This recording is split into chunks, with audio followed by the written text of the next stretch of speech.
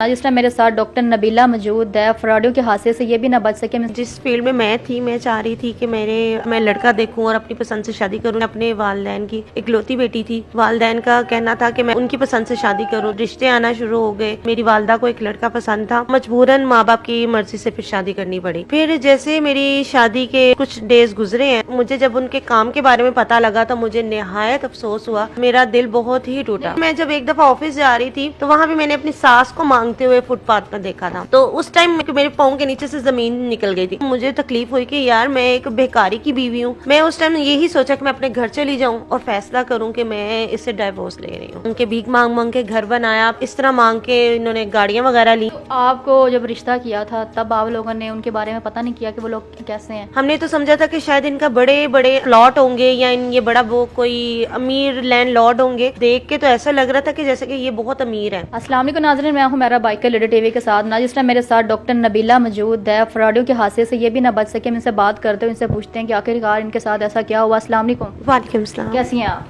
मैं ठीक ठाक। अच्छा डॉक्टर नबीला, मुझे ये बताएं कि क्या हुआ था आपके साथ? मेरे साथ क्या हुआ था ये कि मैं पहले स्टडी वगैरह कर रही थी, मतलब स्टूडेंट लाइफ थी मेरी चल रही।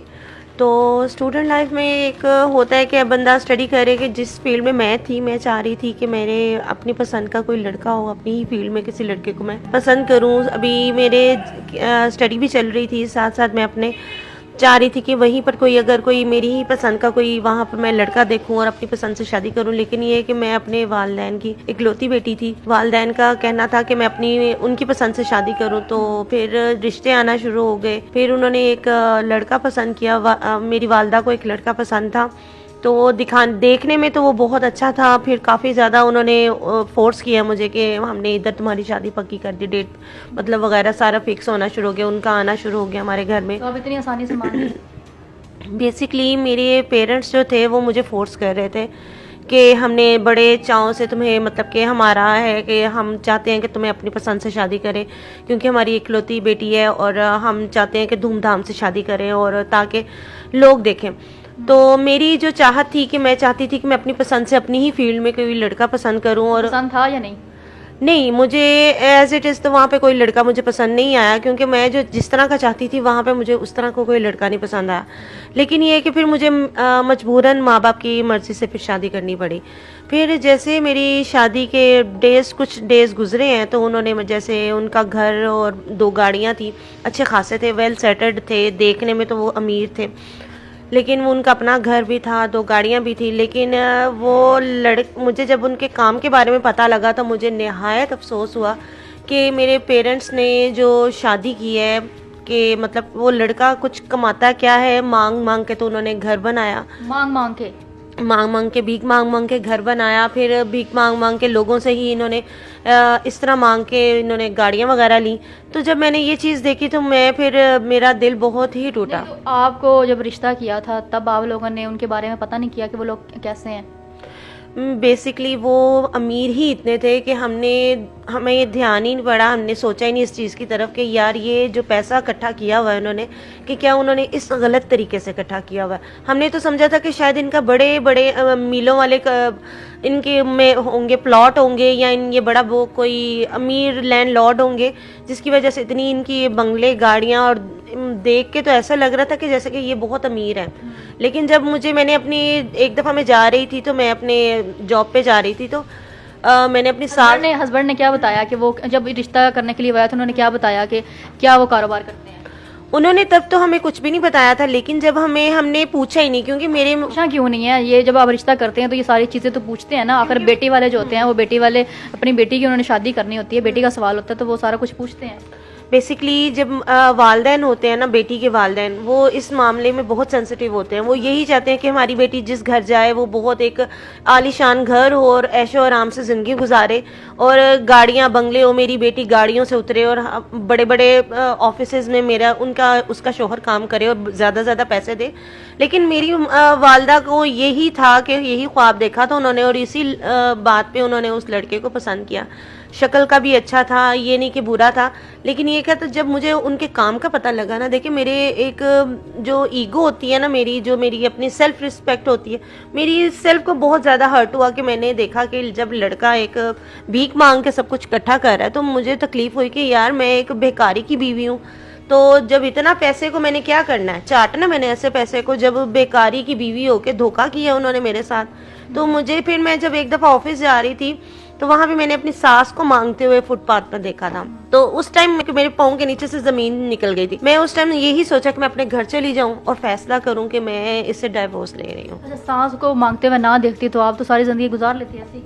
यही तो बात है कि मुझे अगर ये अल्लाह ताला सच ना मेरे सामने लेकर आता तो मैंने तो सारी जिंदगी एक धोखे में गुजारनी थी। ये बड़ी यहाँ पे एक बड़ी बात है कि माँ बाप जो है जब बेटी का रिश्ता करते हैं तो वो पता करते हैं कि आखिर वो लड़के वाले किस तरह के हैं। कैसे माँ बाप है आपके जिन्होंने यही नहीं देखा, सिर्फ पैसा देखा, गाड़ी देखी, घर देखा अच्छा है तो फौरी रिश्ता कर दिया, आगे पता ही नहीं वो पैसा आया कहाँ से, वो घर बनाया कैसे है। तो मैं कहाँ से उठकर कहाँ पर आ गई हूँ। बेशक एक पैसे के लालच में मैंने एक ज़िंदगी बसर करना, सारी ज़िंदगी कैसे दिल करेगा मेरा कि मैं सारी ज़िंदगी उस इंसान के साथ रहूं जो एक भिखारी है, जिसने एक पैसा भी भीख मांग कर इकट्ठा किया हुआ है। तो इस चीज़ पे फिर मुझे थोड़ा सा अफसोस हुआ कि मेरे पेरेंट्स ने जो फैसला किया उस चीज़ पे मुझे हुआ। फिर मैं घर गई, घर जाके फिर मैंने अपने पेरेंट्स के साथ बातचीत की है। मैंने उनको कहा है कि मैं ऐसे लोगों के बीच में रह रही हूँ और मैंने अपनी सास को ऐसे भीख मांगते हुए देखा है इस टाइम।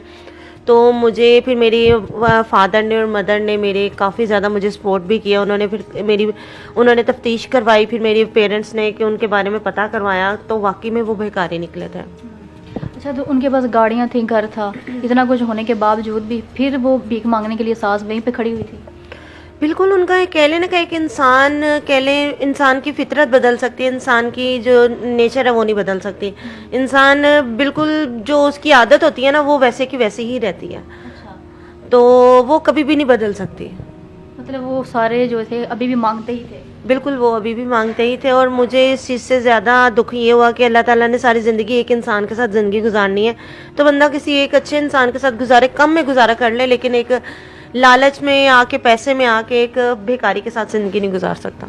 जब आपकी शादी हुई दोस्तों को क्या बताया, किससे शादी हुई? यही चीज़ का मुझे ज़्यादा अफसोस था कि मेरे दोस्तों अहबाब को पता लगेगा क्योंकि मेरी जितनी भी दोस्त हैं वो सारी डॉक्टर्स हैं और मेरी डॉक्टर फील्ड है और हमारा वैसे भी पेशा है ये।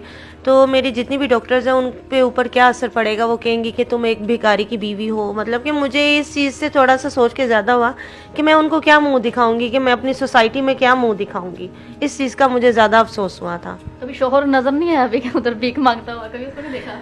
उसको मैंने नहीं देखा। अगर उसको मैंने देखा होता तो मैं तो फिर उसको, सास थी, मैंने उसको तो नज़रअंदाज कर दिया। मुझे वो तकलीफ हुई, मैं घर चली गई सीधा। लेकिन अगर शोहर होता तो मैंने तो काफ़ी ज़्यादा झगड़ा भी करना था, उसको तो मारपीट भी करनी थी कि ये किस किस्म का इंसान है, ये कैसा कारोबार घर से क्या बता के जाता था, जॉब पे जा रहा हूँ? हाँ, वो मुझे घर से जॉब पे बताता था कि मैं जॉब पे जा रहा हूँ और वेल ड्रेस होकर जाता था मुझे, ताकि शक ही ना हो ऑफिस जा रहा हूँ। हाँ जी। और वहाँ जाके जनाब वो भीख मांगता था। तो पता नहीं, अब अल्लाह बेहतर। भिखारियों की वैसे किस्मत खुल गई, इतनी प्यारी डॉक्टर मिल गई, वो भी डॉक्टर। वही मैं अब वही सोच रही हूँ कि मैं किसके नसीब में मेरी किस्मत फूट गई। वो एक वक्त गलत था, जो एक फैसला, चले जो भी होना था अल्लाह ताला ने जो भी दिखाया वो मुझे एक असलियत दिखा दी। मैं अल्लाह का लाख लाख शुक्र अदा करती हूँ कि ज़िंदगी बच गई। लेकिन मैं उन लड़कियों के लिए ज़रूर ये एक पैगाम दूंगी जिन लड़कियों ने माँ बाप जो फैसला करें बेटियों की शादी का, वो बहुत सोच समझ कर करें। सिर्फ पैसे के लिए बेटी की सारी ज़िंदगी सोचते हैं, ठीक है माँ बाप सोचते हैं, ये हक़ है उनका।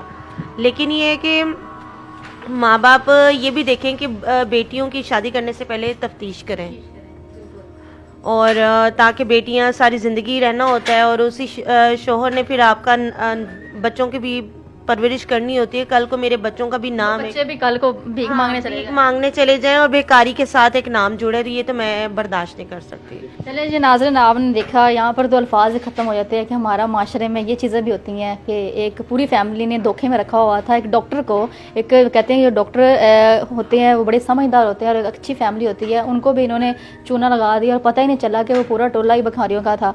तो मैं भी लास्ट में ये कहना चाहूँगी उन माँ बाप को जो अपने बच्चों के रिश्ते करते हैं, ठीक है, ये नहीं हम कहते हैं कि माँ बाप के फैसले गलत होते हैं, माँ बाप जो फैसले करते हैं वो अपने बच्चों के लिए सही करते हैं, लेकिन अगर आप कहीं रिश्ता करते हैं तो अच्छी तरह उनके बारे में जानें, उनके बारे में पता करें कि वो लोग कैसे हैं। तो इसी के साथ मुझे इजाज़त, अगली वीडियो मिलती है, तब तक के लिए अल्लाह हाफ़िज़।